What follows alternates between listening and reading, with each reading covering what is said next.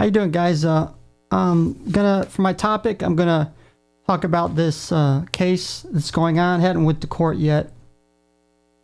This is with the Treyvon Martin and George Zimmerman. And supposedly George Zimmerman's the watch captain of his neighborhood.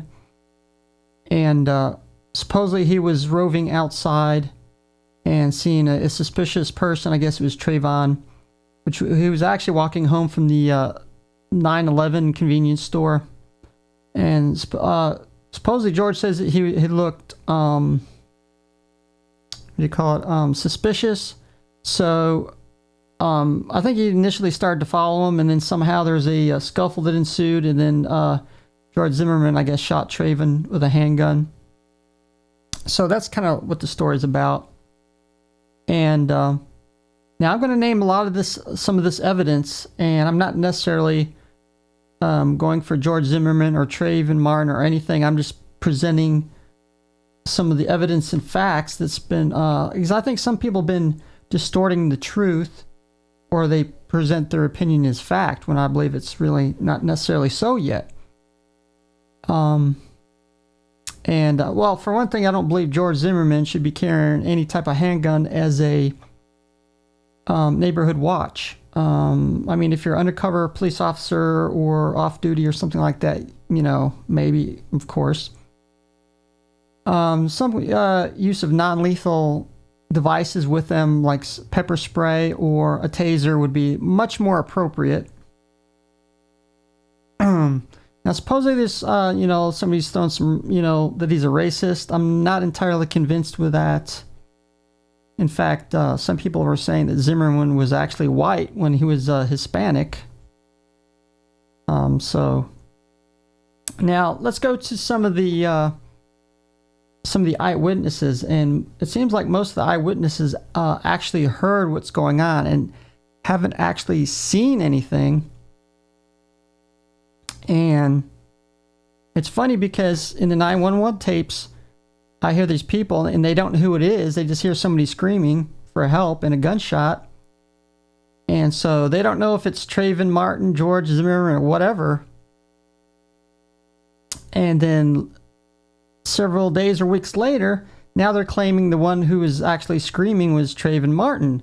Because I think they formed their own opinion, and in their own mind's eye assumed, it must have been George Zimmerman, or George Zimmerman's the one that was the perpetrator, so it had to be Treyvon Martin who was screaming. And you can't do that because you don't know. You haven't seen either person, know what they look like, or what they sound like when they're screaming. So, and the defense attorney will, pick that out in like 2 seconds, because you can't prove just by the voice or anything else. And when I listened to the tape, I couldn't barely even, of course, while she was talking, I couldn't even really hear who it might sound like. And to prove that, I'm going to actually be playing the 911 tape, which is actually Mary Kutcher, and this is what she says in the 911 tape. 911, do you need police, fire, medicals? Maybe both. I'm not sure. There's just someone screaming outside. Okay, what's the address that they're... And she says there, somebody is screaming outside. She never mentions, that's Treyvon. So, and then later on, when she was on a news program, and I think it says something about Channel 9, and listen to what she says now. The car stopped as soon as the gun went off, so I know it was the little boy.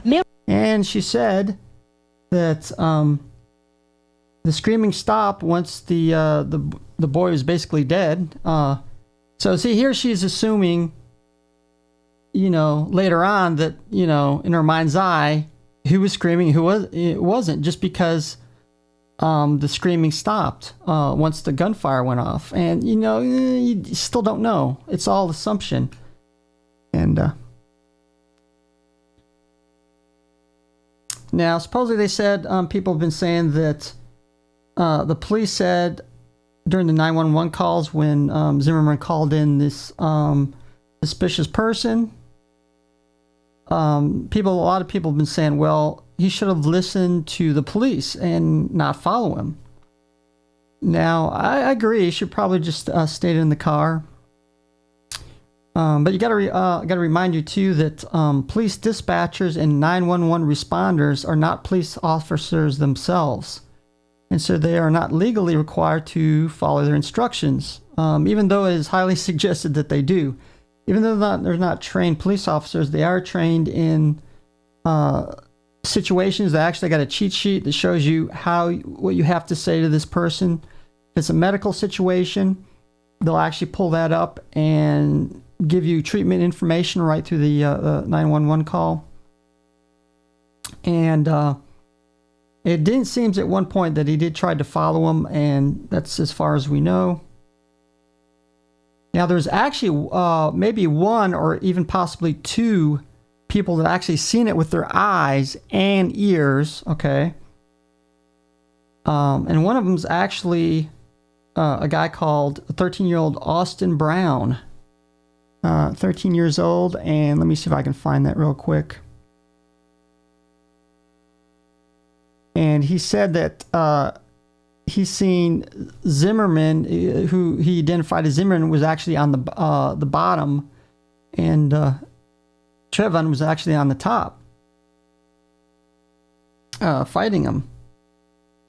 And now this is actually off of the Fox News story, and he wants his identity to remain a secret, but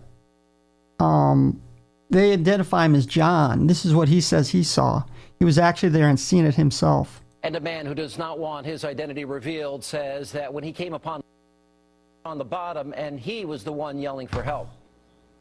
The guy on the bottom, who I believe had a red sweater on, was yelling to me, "Help, help." And I told him to stop, and I was calling 911. When I got upstairs and looked down, the person that was on top beating up the other guy was the one laying in the grass, and I believe he was dead at that point. But other people have said that they thought it was Treyvon yelling for help. In the end, the case may come down to the interpretation of Florida's Stand Your Ground self-defense law, which many, including the law's authors... Okay, we're going to stop it right there. So I just wanted to clear up some of these discrepancies I've been hearing with eyewitness reports and other things. And this kind of corroborates what these eyewitnesses who actually seen it with their eyeballs, what the police seen as well, because, and probably why he hasn't been charged, because he did have a bloody nose. He had a wound in the back of his head. Supposedly Treyvon hit his head up against the sidewalk, and there was grass stains on his the back of his shirt. So that kind of corroborates with what some of the eyewitnesses have seen. So those are my thoughts on some of the this case. It hasn't really went to court yet. So, like I said, I think there's so much emotion with this.